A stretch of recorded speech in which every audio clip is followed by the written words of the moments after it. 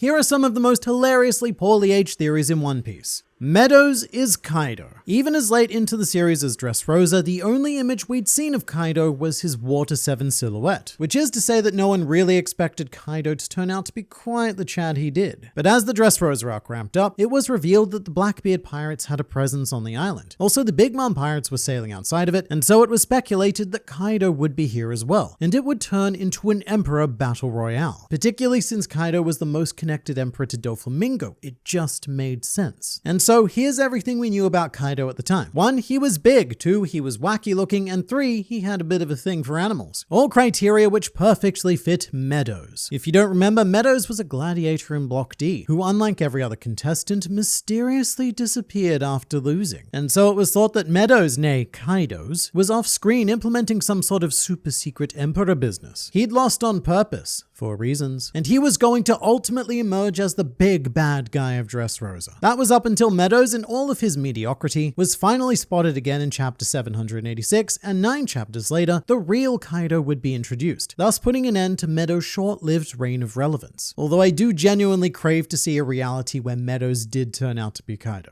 Everyone is Sabo. So after Luffy's post-war flashback, and after having his death confirmed in Databook Green, and also Oda had recently killed off Ace, all of those things kept in mind didn't really matter because nobody actually believed that Sabo was dead. However, that presents a problem because if he's alive, where, or more funly to speculate, who is he? So fans immediately set about giving Eiichiro Oda far too much credit for foreshadowing and speculating on who could it be, landing on the illustrious Lawbo theory. The idea was that Sabo took on a new identity as Trafalgar Law, and that's why he saved Luffy at Marineford. This is despite the fact that we'd already seen Law drawn as a child, and that child, very notably, was not Sabo. Still, it was a lot better than the other Sabo theories. One stated that Sabo was Gladius because they both wear a top hat, and a few audacious fans even proposed that Doflamingo was actually Sabo, and that DRESSROSA would be a tragic punch-filled reunion. This was despite the fact that we'd already seen Doflamingo drawn as a child, and that child, very notably, was not Sabo. And surprisingly few people vocalized the opinion that, hey, maybe we just haven't seen him yet. The death of ZORO. Alright, this may be one of the most amazingly stupid things that the One Piece fanbase has ever done, perhaps ever will do. But at the height of theory crafting, people were getting very desperate to connect every dot possible. And so 2 chapters before MEADOWS would return to the series, Oda drew what was considered to be a bombshell color spread. Behold, Picnic with Zombies. Quite a delightful picture actually, it's legitimately one of my favorite color spreads. But this picnic allegedly contains a hidden message. One of the gravestones in this image contains the number 944, and due to the whole theme of death in this image, people took this as a sign that a character was going to die in chapter 944. And just whose unfortunate buttocks are firmly affixed to that gravestone? Well, that's right, it's ZORO, who also has a death flag on his back. Quite literally, there's a skull and crossbones, which means bad, very bad. And so it could not be more clear. ZORO was going to die in chapter 944. This was something that Oda had locked in and planned in retrospect more than half a decade in advance. And I'm not joking here, I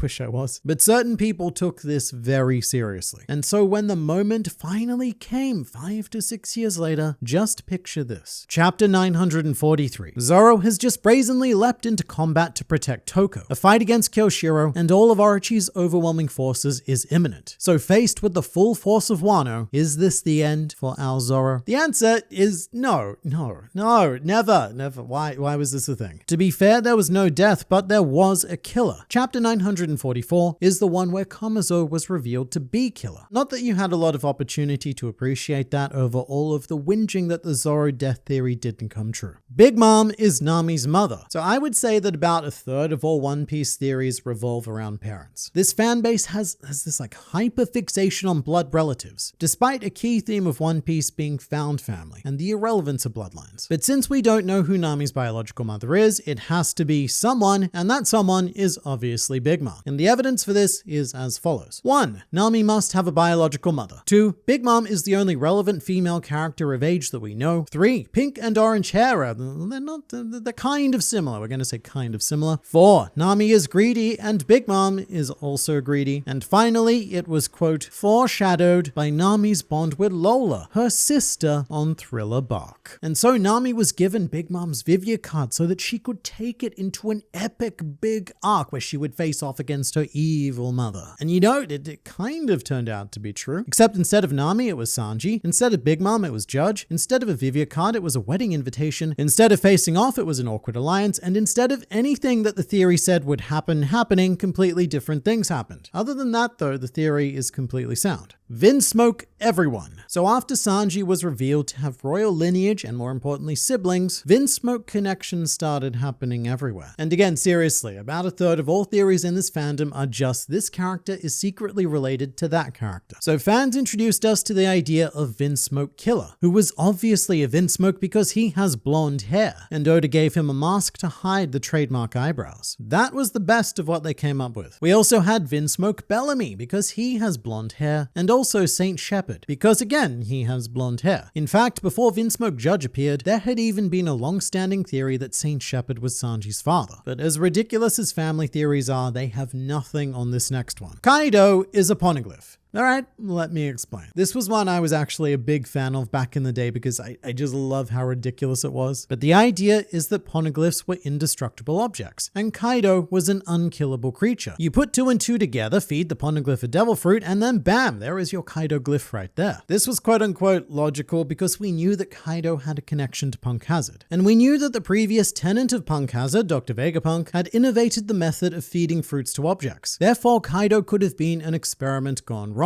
This was before he was revealed to have dragon powers, by the way, so it's a stupid theory, but I still kinda love it. SEASTONE sandals. Along the same lines, fans were faced with quite the predicament when Silver's Rayleigh managed to block Admiral Kizaru on Sabati. So at this point, we kind of knew that a thing like Haki existed, but mostly in the form of what would go on to be known as Conqueror's Haki. So in an effort to explain Rayleigh's powers, fans theorized that the bottom of his sandals were lined with sea stone, much like how Smoker's weapon is tipped with sea stone. And honestly, in world, not a terrible idea. If I'm a pirate or a marine, then having some shoes or gloves with a dab of sea stone to hard count those pesky fruit users, that sounds like a good idea. But this next idea is bad. Not content with sea stone as an explanation, many people also suggested that Rayleigh had mirrors under his sandals that reflected Kizaru's light, essentially using the Luffy method of defeating Foxy. And it's one of those situations where it's like, no, you had a good idea the first time. Why did we have to go to mirrors? It's so specific and it would only work against one person. I guess 2 people, Kizaru and Foxy. Green Bull is Zoro's father. Alright, this one's a bit tricky and I'd like to introduce you now to the concept of a compound theory, which means that for this idea to work, it relies on another unproven theory also being true. So already we're in pretty bad territory here because we're speculating based on speculation. But that theory was that Zoro's father was Ushimaru. Not at all unreasonable given their resemblance, but from here it was speculated that Ushimaru was Green Bull because Green Bull didn't need to eat, and that raised a parallel with the samurai who also didn't need to eat. Also, Zoro has green hair, and Green Bull has green in his name. And with that in mind, I don't even think we really need the other evidence. What the Green Bull theorists failed to take into consideration was photosynthesis. Green Bull is a plant man, and therefore he feeds off the nurturing teat of sunlight. Again, so many theories are just about making 2 unrelated people related. And off the top of my head, it's really difficult to think of a time when any of them have been proven correct. The only one I can think of is when people assumed that Lola was related to Big Mom. That was a pretty big dub, but everything else is a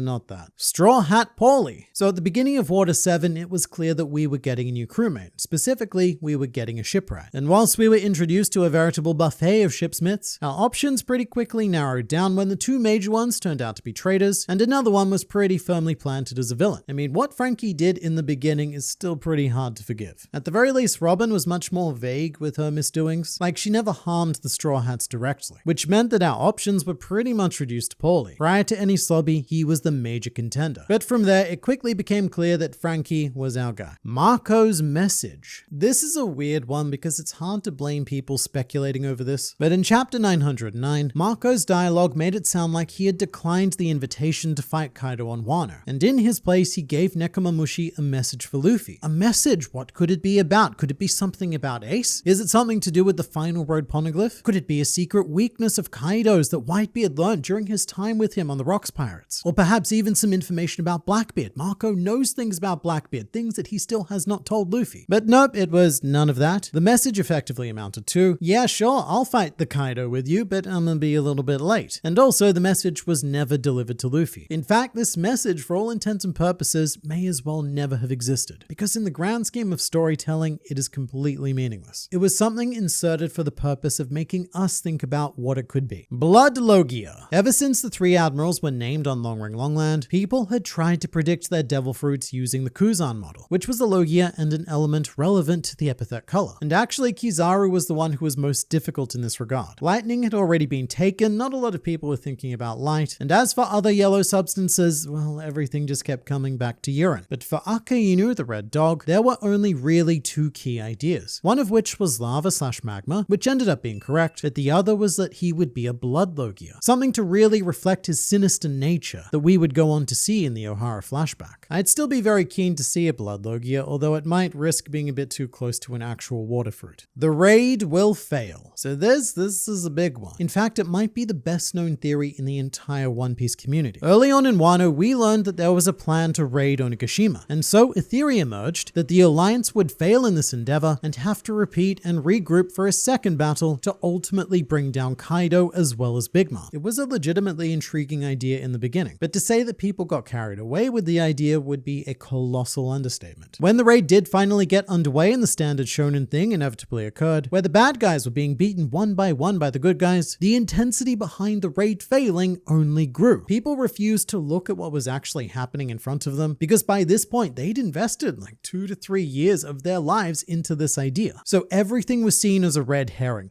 They're winning. That means that they're about to lose. This is a red herring. That's what kept happening right up until the end. And in fact, the theory wasn't finally put into a grave until Wano itself ended. And to this day, people will still defend it as a sound idea, even in the 11th hour. But I personally think it's quite the cautionary tale of getting so carried away in theory crafting to the point where you start trying to write the story yourself, and then being disappointed that the story you wrote didn't happen. Still, even with that, this theory is not as bad as ZORO kills Kaido. At the very least, the raid failing was an interesting idea in the beginning and quite well argued. ZORO kills Kaido, however, was utter madness. The idea here is purely based on Zoro and Ryuma, the latter of which was the protagonist of Oda's one-shot Monsters, which is actually canon in the One Piece world. But this theory invokes a very dangerous word known as parallels. And the idea is that because Zoro had parallels to Ryuma, that meant that he was destined to replicate Ryuma exactly 1-to-1. And in Monsters, Ryuma killed a dragon. So obviously in One Piece, Zoro is going to kill Kaido, another dragon. In all fairness, that wasn't all there was to the idea. Kaido himself had a very clear philosophy on death, and it did look like everything was building to his removal from the world, which is unusual for One Piece villains. And also that Wano was kind of built up as a Zoro arc, sort of like how Whole Cake Island was a Sanji arc,